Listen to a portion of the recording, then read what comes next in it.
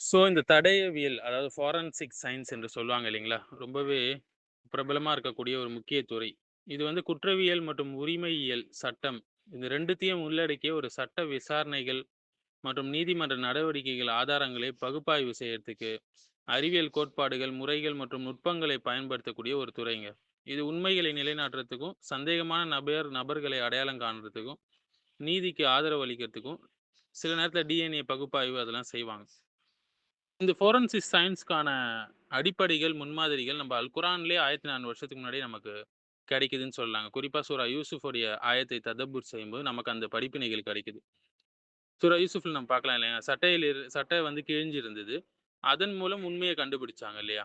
அவள் வந்து பின்னால இருந்து அவனுடைய சட்டை கிழிக்கப்பட்டிருந்தால், அவள் தான் பொய்யாளர் என்று அந்த நபர் சொன்னார். அந்த அசீஸ் மந்திரியுடைய நண்பர்.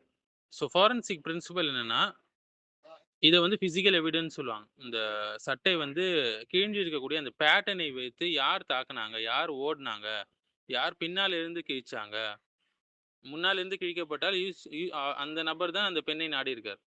ஆனால் அவருடைய சட்டை முதுகுப்புறத்தில கிழிஞ்சிருந்தால், அந்த பெண் தான் அவரை தவறான விஷயத்துக்கு அழைத்தாள் என்று ஆய்விடும். யார் உண்மை சொல்றாங்க என்பது தெரிஞ்சுவிடும் என்று அவர் அழகான இந்த விஷயத்த சொல்றார். ஸோ இது வந்து நவீன காலத்தில இந்த கிரைம் சீனுடைய ரீகன்ஸ்ட்ரக்ஷன் சொல்லுவாங்க. எவிடன்ஸ் அனாலிசிஸ் பண்றது சொல்லுவாங்க. மெட்டீரியல் எக்ஸாமின் பண்றது சொல்லுவாங்க. இதெல்லாம் ஃபாரன்சிக் லாஜிக்ல ரொம்ப நெருக்கமான உதாரணங்கள். ஒரு ஒரு தீயவன் வந்து ஒரு செய்தி கொண்டு வந்து அதை வெரிஃபை செய்யுங்கள் சொல்லி அல்லாஹ் சுப்ஹானஹு வ தஆலா சொல்றான். சூரத்துல் ஹிஜ்ராத்ல. ஸோ ஃபாரன்சிக் பிரின்சிபல் என்னன்னு பார்த்தீங்கன்னா, இந்த தடயவியல்ல வெரிஃபிகேஷன் பண்ணணும், ஃபாஸ்ட் செக்கிங் பண்ணணும், எவிடன்ஸ வந்து ஆத்தென்டிகேஷன் பண்ணணும். கண்மூடித்தனமா வந்து ஒரு விஷயத்த எவிடன்ஸ வந்து தவிர்க்கக்கூடாது. இன்வெஸ்டிகேஷன் பண்ணணும். இதெல்லாம் அவங்களுடைய அடிப்படைகள். அல் பைனத்து அலல் முத்தஇ ஹதீஸ் கூட நம்ம பார்க்கலாம் இல்லைங்களா? யார் கிளைம் பண்றாங்களோ அவங்க மீது தான் ஆதாரம் குடுப்பது அவசியமாக ஆறுது. இந்த ஃபாரன்சிக் சயன்ஸ்ல கூட இந்த பர்டன் ஆஃப் ப்ரூஃப்ன்னு இருக்கு. எவிடன்ஸ் பேஸ்ட் ஜட்ஜ்மென்ட் இருக்கு. இது எல்லாமே இருக்கு. இது வந்து கிரிமினல் லாலயும், ஃபாரன்சிக் கோர்ட் ப்ரொசீஜர்லயும் முக்கிய அடிப்படைகளா இருக்கு. மேலும் சூரா யூசுஃப்ல பார்க்கலாம். அவங்க கொண்டு வந்த சட்டையில ரத்தம் இருந்தது. ஸோ யாக்கூப் அலைஹிஸ்ஸலாம் உடனே சந்தேகப்படுறாங்க. ஏன்னா பிளட் பேட்டர்ன் பார்க்குறாங்க. பார்த்துட்டு அவங்களுக்கு சந்தேகம் வருது. உங்களுடைய உள்ளங்கள் வந்து ஏதோ ஒரு விஷயத்தை தவறாக உருவாக்கிடுச்சு என்று சொல்றாங்க. வந்து நவீன காலத்துல இருக்க ஃபால்ஸ் ஸ்டேஜிங் டிடெக்ஷன் என்று சொல்லுவாங்க.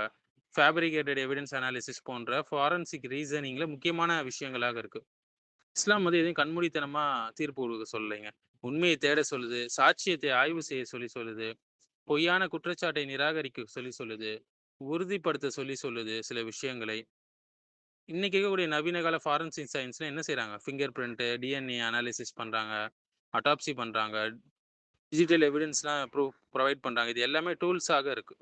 ஆனா அதோட அடிப்படை பிரின்சிபல் என்னன்னா, துல்லியமான ஆதாரத்தின் மூலம் தான் உண்மைய கண்டறிக்க முடியும். இது இஸ்லாம் இத 1400 வருஷத்துக்கு முன்னாடியே சொல்லிருச்சு.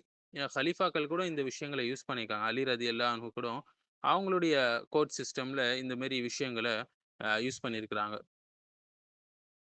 ஸோ உண்மை ஆதாரத்தின் அடிப்படையில அலசி ஆராய்ந்து கண்டுபிடிக்க வேண்டும் என்ற அடிப்படை கொள்கை வந்து அல் குரான்ல தெளிவாக இருக்குங்க. இதத்தான் இன்னைக்கு வந்து ஃபாரன்சிக் சயன்ஸ்ல, தடயவியல்ல, புலனாய்வு அறிவியல்ல இதுதான் அடிப்படைகளாக அவங்க யூஸ் பண்றாங்க. பிரின்சிபல்ஸா. ஸோ யூசுப் நபியோட சட்டை முன்புறமா, பின்புறம் கிழிஞ்சிருக்கா என்பதை வைத்து யார் உண்மை சொல்றாங்க என்பது தீர்மானிக்கப்படுச்சு. ஸோ வார்த்தையை மட்டும் அவங்க பார்க்கல. மாறாக உடல்ல இருந்த தடயத்தை பார்த்தார்கள். ஆதாரத்தை வைத்து உண்மையை கண்டறிஞ்சார் அவர். ஸோ இதே தான் இன்று புலனாய்வு அறிவியலுடைய அடிப்படையாக இருக்கு. ஸோ இஸ்லாம் என்ன சொல்லுது? எப்பவுமே சாட்சியை உறுதிப்படுத்துங்க, செய்திய சரி பாருங்க, ஆதாரம் இல்லாம குற்றம் சாட்டாதீங்க, உண்மையை ஆராயறதுக்கு எவ்வளோ முடியுமோ அவ்வளோ முயற்சி செய்யுங்க.